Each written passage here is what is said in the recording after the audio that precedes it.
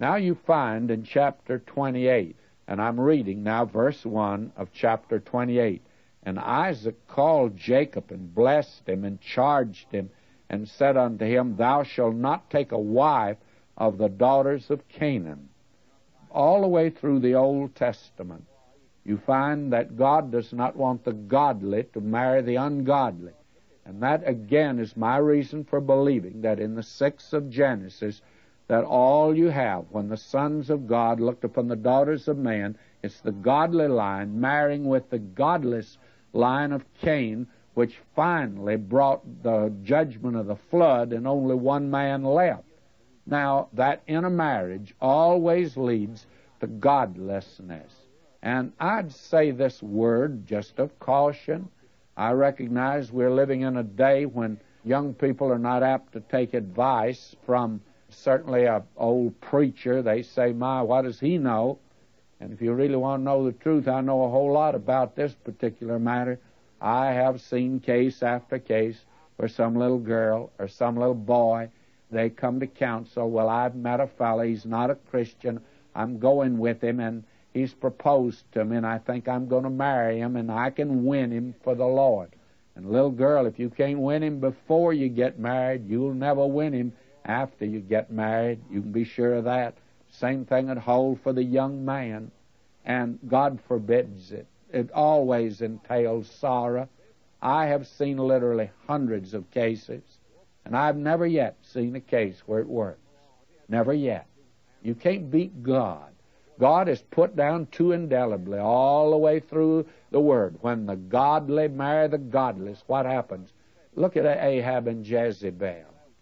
And in the New Testament, it's strictly told Christians that they are not to be unequally yoked. And that's the way you get unequally yoked, not by just sitting on the platform of somebody, but by intermarrying. That's the way you join up with them, by the way, and that is the thing that is going to happen.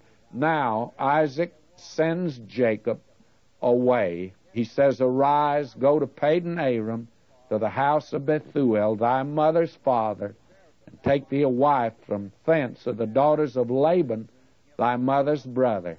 Now he sends him back to Laban. And believe me, old Laban is quite a trickster himself. And Jacob is in for it. I can tell him that right now, but he doesn't know it.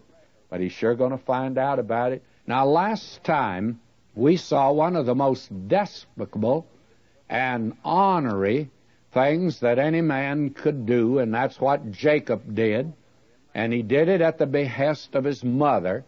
And this is not a case of where I think that we can say, well, the reason I'm such an oddball or I do certain things and am so mean is because my mother didn't love me when I was a boy. Well, believe me, Jacob couldn't say that.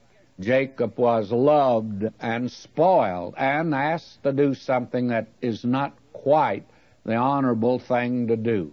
And so he did it. He stole the birthright from his brother.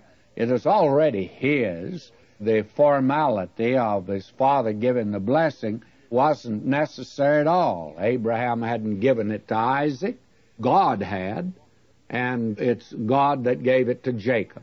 And this thing that he's done was not necessary, but God will deal with him because of it. You can be sure of that.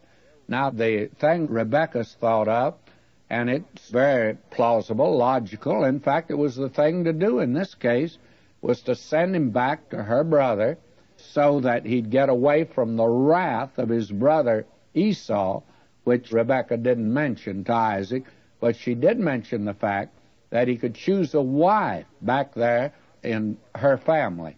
And so Jacob now is going to be sent away